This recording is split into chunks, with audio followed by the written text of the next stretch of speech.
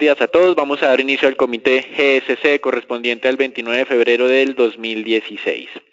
En el mundo, gran expectativa por lo que era la reunión del G20 en Shanghái, donde la entidad decidió un comunicado de prensa que en teoría abarcaba la intención o las expectativas de mercado, pero que con el paso de las horas, los inversionistas fueron concluyendo que no había detalles o algo concreto en términos de coordinación de políticas. Importante que el comunicado de prensa habló de la política monetaria, de la política fiscal y de temas estructurales que deberían adoptar los miembros de este grupo de manera individual y colectivamente. En teoría esto pues está en línea con las expectativas, pero los contenidos de la declaración realizada por este grupo no fueron concluyentes para los inversionistas. Interesante las declaraciones del ministro de Finanzas alemán, en la que el funcionario básicamente decía que tanto la política fiscal como la política monetaria se estaban llevando a un extremo,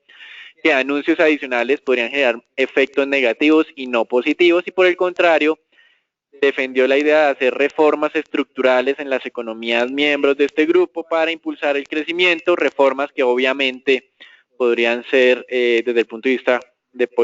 político difíciles y costosas de tramitar.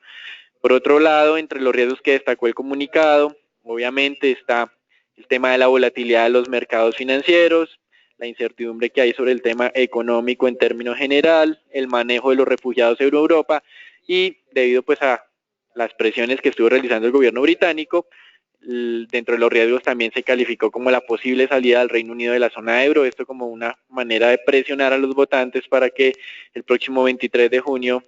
estén a favor de mantener al Reino Unido dentro de la Unión Europea con las condiciones especiales que les han dado recientemente. En Colombia, 3 anuncios interesantes. El primero de ellos con relación a lo que es la hidroeléctrica de Guatapé, que estuvimos hablando la semana pasada, en que el presidente de esta hidroeléctrica manifestaba que podría haber riesgos de recortes del suministro de luz de manera transitoria durante el mes de abril, pero no creía que se fuera a anunciar un racionamiento ya de tipo formal. Por otro lado, entre el viernes pasado y hoy lunes se estarán conociendo o se han conocido algunos resultados corporativos, como fue el tema de la BBC, de Nutresa y de Grupo Sura el viernes pasado, y el día de hoy vamos a estar pendientes de lo que es Grupo Argos, Éxito, Avianca e ISA. Es importante, jornada muy cargada de anuncios corporativos, y también hoy en la mañana se publicó a través de información relevante de Ecopetrol, de la Superintendencia Financiera, la fecha de asamblea de accionistas general para Ecopetrol, que se realizará el jueves 31 de marzo. Aparentemente a partir del domingo en horas de la noche,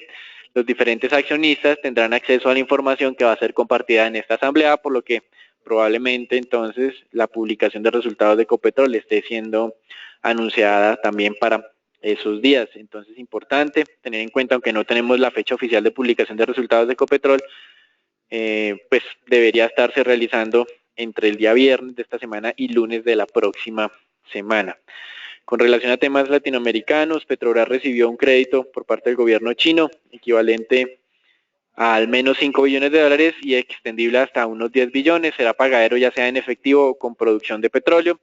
Este es el segundo crédito que recibe Petrobras por parte del gobierno chino. El primero fue desembolsado en el 2009 por un monto equivalente a 5 billones. Y con este crédito, en teoría, Petrobras estará en capacidad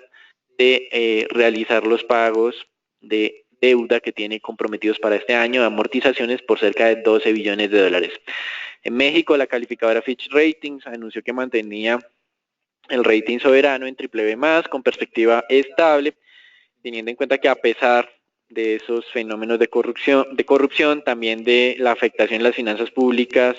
por la caída en los ingresos petroleros, la economía ha mostrado ser suficientemente diversificada y también ha mostrado cierta disciplina fiscal, con lo que la calificadora se siente relativamente a gusto. Básicamente es importante, no tanto pues por el anuncio sobre el tema de México, sino porque ahora hay que estar muy pendiente de lo que pueda decir Fitch sobre Colombia. Aparentemente puede estar haciendo la misma ronda que hizo Standard & Poor's hace 1 o 2 semanas en América Latina y estaría dando inicio Fitch con relación a México. En temas mexicanos, interesante también una reducción de las exportaciones, a pesar de tener una economía diversificada desde el punto de vista de productos, pero no desde el punto de vista de mercados. 80% de las exportaciones mexicanas tienen como destino los Estados Unidos y ha tenido ya 3 meses de contracción. En Perú, el Banco Central, en busca de acompañar las medidas de incremento de tasas y una mayor efectividad para controlar la inflación, anunció durante el fin de semana un incremento en el encaje bancario que pasa del 0,75 al 1% en moneda local. Y en los Estados Unidos, la semana pasada, datos económicos con tinte positivo, revisión de crecimiento al alza del 0,7 al 1%, contrario a lo que estaba esperando el mercado. El tema de inventarios, que se esperaba generar una contracción económica equivalente al 0,45% desde el punto de vista de aporte de inventarios a lo que es el crecimiento, solo lo afectó en 0,14%, es decir, en una tercera parte de lo calculado, y esto aparentemente fue lo que generó esa revisión al alza del PIB. También se conoció ingreso y gasto de los hogares con relación al tema de gasto, creciendo 0,5% en el mes de enero, muy fuerte avance del consumo de los hogares. Y la inflación o la media de inflación preferida por la Reserva Federal, que está asociada a este reporte de ingreso y gasto de los hogares, también repuntó. Inflación total a niveles del 1,3% en los últimos 12 meses e inflación básica al 1,7%, mostrando pues que aparentemente la Reserva Federal tenía razón en expectativas de inflación a la alza, a pesar de que las expectativas de mercado en este momento están a la baja. En Europa, un cálculo preliminar de inflación en Alemania en terreno negativo por primera vez en cerca de un año, equivalente al 0,2% negativo en inflación, y este cálculo pues será ya revelado de manera final el próximo 11 de marzo. Entonces me está mostrando dos escenarios de inflación diferentes en los Estados Unidos y en Europa, así como ha sido la política monetaria en ambos países recientemente. En Japón tuvimos un dato de crecimiento industrial positivo, 3,7% para el mes de enero. Sin embargo, las expectativas del sector esperan una contracción para febrero, por lo que esa recuperación de la industria aparentemente no sería sostenida, y al mismo tiempo se conoce que en enero las ventas minoristas se contrajeron 0,1% cuando el mercado esperaba avance. El director del Banco Central todavía pues está defendiendo obviamente la imposición de tasas de interés negativas. Sin embargo, manifestó que no había un cronograma establecido en este momento de reducciones adicionales de tasas por parte del Banco Central. En China, el banco redujo el encaje para tratar de impulsar el crecimiento. Es la quinta reducción de encaje en los últimos 12 meses. El ajuste es de 50 puntos básicos, y para los bancos grandes entonces el encaje sería del 17%. Adicionalmente, el Ministerio de Trabajo en China anunció que iba a reasignar cerca de 2 millones de trabajadores de sectores donde habían identificado un exceso de capacidad, como es el de carbón y el siderúrgico, hacia otros sectores de la economía, y que esto obviamente va a generar algo de efectos negativos de corto plazo. En los Estados Unidos, para el día de hoy, estamos a la espera de indicadores de vivienda, aunque no tan importantes, y también del sector manufacturero. Tal vez más importante ya va a ser la publicación a partir del día de mañana de los indicadores ESM y SM del sector manufacturero. 2 días después vendrá el del sector servicios, y el día viernes vendrán las cifras del mercado laboral. En Colombia hoy tendremos publicación de indicadores del mercado laboral, y recuerden que el 5 de marzo tendremos publicación de inflación, en la cual en este momento está con una expectativa promedio de mercado del 1,50, en comienzo al 1,30, nosotros estamos al 1,43, es decir, el mercado nuevamente comienza por debajo de nuestras expectativas de inflación y las ha venido revisando al alza. Nosotros estaremos haciendo esos recálculos durante estos 2 días. Entonces, importante, esta semana sobre todo cierra con fuertes publicaciones tanto para los Estados Unidos como para Colombia, por lo que pues, los mercados van a tener una dinámica bien interesante. En lo que es el tema accionario el día de hoy, Asia había arrancado muy negativo, aparentemente con decepción por ese comunicado de prensa del grupo G20, China con descenso superior al 2%, Japón al 1%, también de la mano de un fortalecimiento del yen que ha generado expectativas negativas sobre el mercado accionario, teniendo en cuenta la alta participación de compañías exportadoras en este índice. En Europa también había arrancado muy negativo el mercado hoy, con descensos cercanos al 1%, pero en este momento se está disipando aparentemente esa tendencia negativa. Tenemos ya más una dinámica como de tipo mixto, variaciones muy cercanas al 0%, y en Estados Unidos también con leves incrementos en con leves incrementos en los precios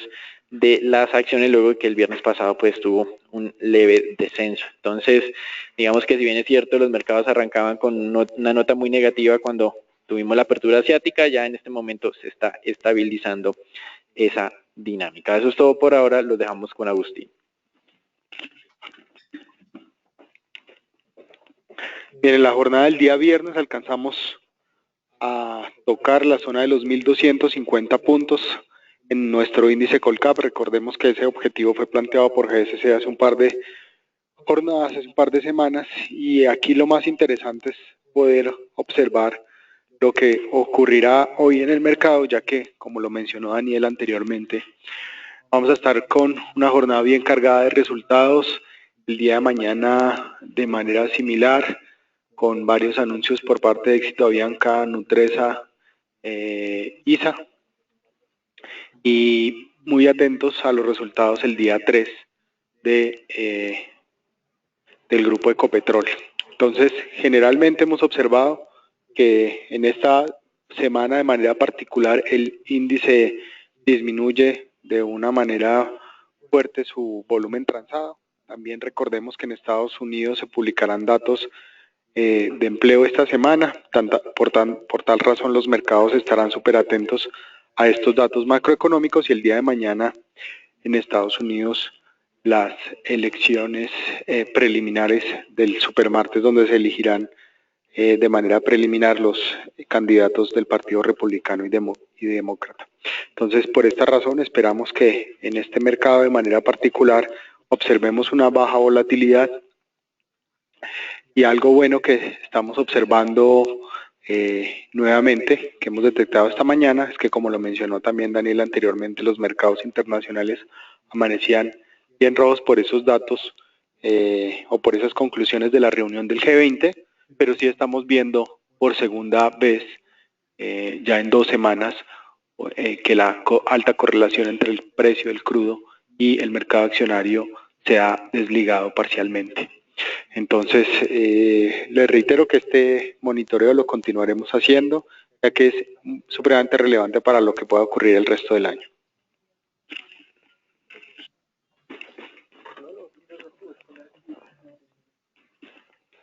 Buenos días para todos. Noticias para el mercado de renta variable. Iniciamos entonces con lo que son los resultados del grupo Nutresa, que publicó el día viernes alrededor de las 10 de la mañana, cuando el mercado se encontraba en negociación. Iniciando entonces con la lectura de resultados, vemos que los ingresos operacionales del último trimestre pues muestran un crecimiento acorde a lo que ha sido el crecimiento de estos ingresos durante todo el año, con un buen desempeño tanto a nivel nacional como a nivel internacional. En tanto, vemos que en sus resultados anuales los ingresos operacionales se incrementan un 22,6%,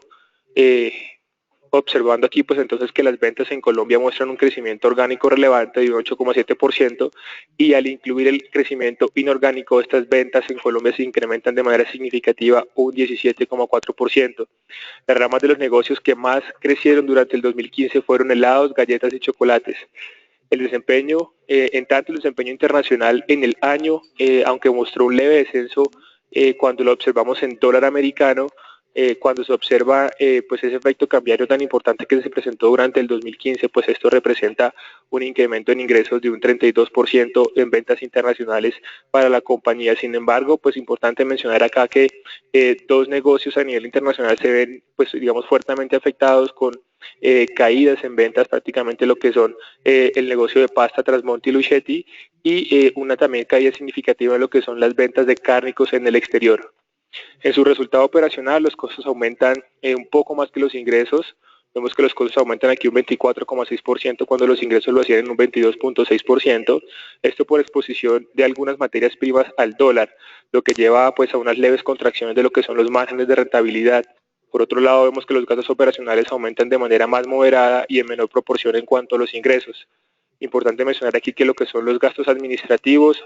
crecen moderadamente y los gastos de producción permanecen casi que inalterados. Sin embargo, aquí lo que son los gastos por ventas se aumentan de manera muy significativa, y es lo que está impulsando este crecimiento prácticamente del 21,4%. De esta forma, entonces, observamos que la utilidad operacional se incrementa en un 15,8% y el EBITDA en un 16,7%. En cuanto a su resultado no operacional, vemos que el gran impacto para el año 2015 en estado de resultados se da pues por lo que son los ingresos financieros, teniendo en cuenta aquí la deuda que se adquirió para adquirir el corral en el año 2015. Entonces, pues de esta forma, lo que son los egresos, los otros egresos no operacionales en el neto aumentan un 65.8%, lo que causa, digamos, pues un impacto bastante significativo y deja la utilidad antes de impuestos con un crecimiento de tan solo un 5,9%. Aún así, entonces, pues finalmente vemos que lo que es el impuesto a la renta presenta pues aquí digamos, un crecimiento de pronto algo anormal, teniendo en cuenta que durante el 2014 se dio lo que fue un beneficio tributario. Sin embargo, pues ya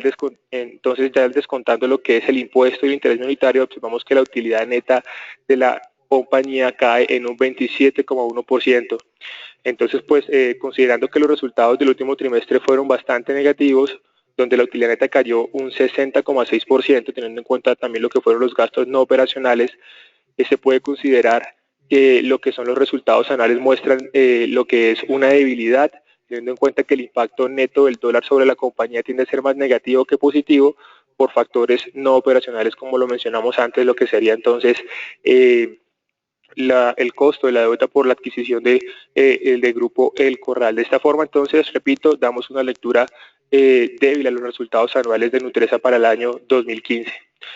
Pasando aquí a los resultados de Grupo Sura, que entregó el día viernes después de cierre de mercado, vemos aquí que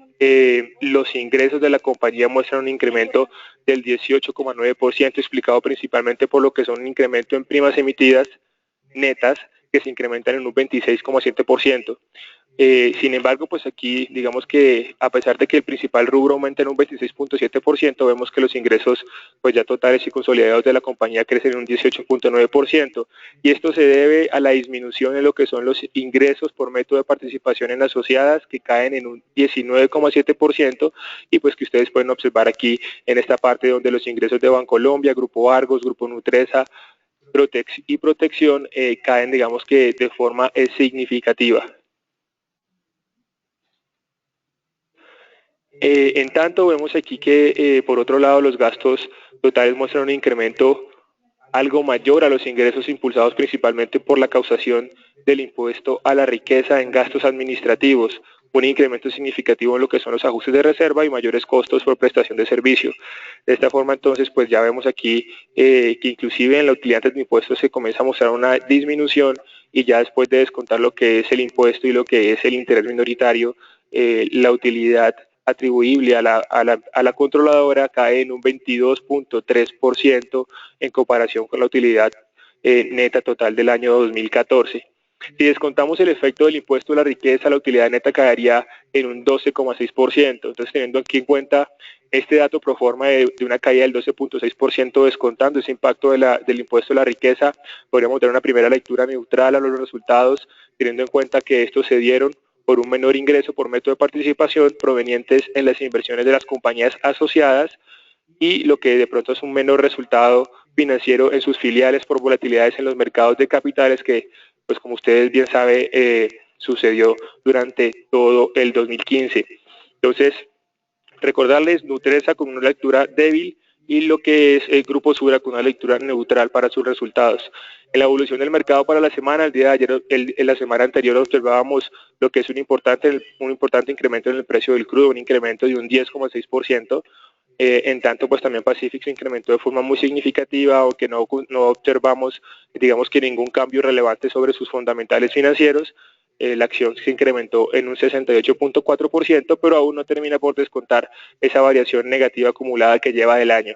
Lo que es Terpel incrementa su precio de manera significativa, un 8,9%, Cemex un 7,4% y ETB un 7%.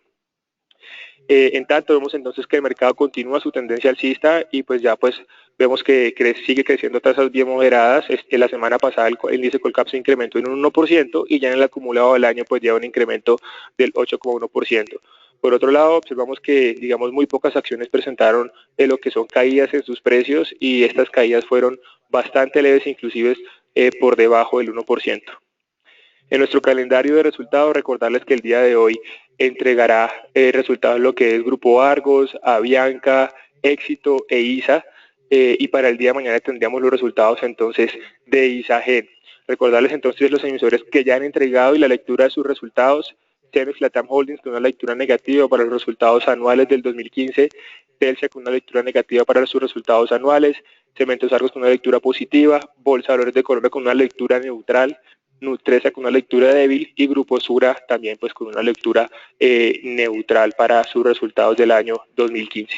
Aquí los dejo con Agustín. El mercado mundial de monedas amanece con comportamientos favorables en los mercados o monedas emergentes. Principalmente Rusia y algunos países de América Latina se estaban favoreciendo por ese desempeño medianamente favorable en los precios de las materias primas esta mañana. Por el lado negativo, pues simplemente destacar que en los varios países de Asia, operadores están y continúan tomando al yen japonés como moneda refugio y continúa entonces esta moneda valorizándose fuertemente. De hecho, este año ya alcanza una valorización superior al 6%, siendo la moneda pues con mayores ganancias del año, pero lo más interesante es que la moneda que le sigue en el ranking no alcanza una valorización ni siquiera del 3%. También importante destacar cómo las monedas fuertes estaban perdiendo terreno esta mañana contra el dólar, y por esta razón estamos viendo que el índice de XY estaba presentando una leve variación positiva de 0.13%. En Colombia pues nos mantenemos en esa zona supremamente importante de largo plazo sobre los 3.300 pesos que hemos venido monitoreando desde ya varias jornadas. Aquí esta media móvil de 50 días también se consolida como una zona de soporte importante, y entonces esperamos que el tipo de cambio esta semana se mantenga sobre ese rango entre la media móvil de 20 y la media móvil de 50, entre la zona de 3.300 a 3.350. Teniendo en cuenta el comportamiento de las monedas emergentes latinoamericanas, deberíamos observar entonces algo de presiones bajistas, pero siempre muy a la expectativa de lo que podría ser la ruptura de esta zona soporte inicial de 3.300. Y les recuerdo, en el más largo plazo, esta zona tan importante de 3.200, que es una zona relevante para los operadores de largo plazo. Lo que tiene que ver con el mercado mundial de petróleo, por primera vez en varias semanas observamos una variación positiva en los contratos netos de los operadores no comerciales de Nueva York. Aquí lo más relevante es ver este incremento de más de 50% en la cantidad de contratos. Esta es la primera señal de posición alcista que podríamos observar en estos operadores. Les recuerdo que ellos venían siendo muy negativos en el comportamiento del precio del crudo, pero como ustedes también pueden observar en esta gráfica, la variación sí es supremamente relevante, y varios operadores en Nueva York están viendo esta posición como un primer aviso de que ya los operadores de más corto plazo, los especuladores, podrían empezar a tomar utilidades de esas posiciones cortas que habían venido tomando durante el último año. Otro dato que ya es preocupante, el dato de plataformas activas en Estados Unidos, que esta semana alcanza las 400 plataformas activas. Esto es una reducción de más del 70% de las más del 60%, de las plataformas frente al año anterior. Les recuerdo que nuestra visión sobre este particular es que un número inferior a 500 plataformas activas podría manifestar o podría ser una clara señal de que en el largo plazo, y estoy hablando del año 2017 a 2019, Estados Unidos podría reducir su oferta de crudo de una manera relevante. En el crudo, simplemente una noticia fundamental: el día domingo el presidente de Nigeria manifestó, al igual que otros miembros lo han hecho durante las últimas jornadas, la importancia que tiene para la OPEP tratar de monitorear la zona baja del precio del crudo, esta caída tan importante que ha tenido durante los últimos años, y en las medidas que debería tomar la OPEP respecto a este particular. Esta noticia, sumado a la noticia técnica que acabo de mencionar, estaban generando algo de buen desempeño en el comportamiento del precio del crudo, que se mantiene en este canal de corto plazo alcista. Lo ha respetado por ahora, pero les recuerdo que nuestra expectativa frente a este activo es que en algún momento debería oscilar en este rango entre los 26 y 33 dólares el barril para después de mediados de año, cuando la OPEP lleva a cabo esa reunión, pueda entonces empezar a incrementarse hacia los 40 dólares el barril, donde es nuestro precio objetivo para fin de año. Mientras que el precio del crudo no rompa esta zona soporte, descartamos cualquier aceleración de la tendencia bajista y visitas, como han mencionado algunos inversionistas y analistas, en precios de 10 dólares el barril.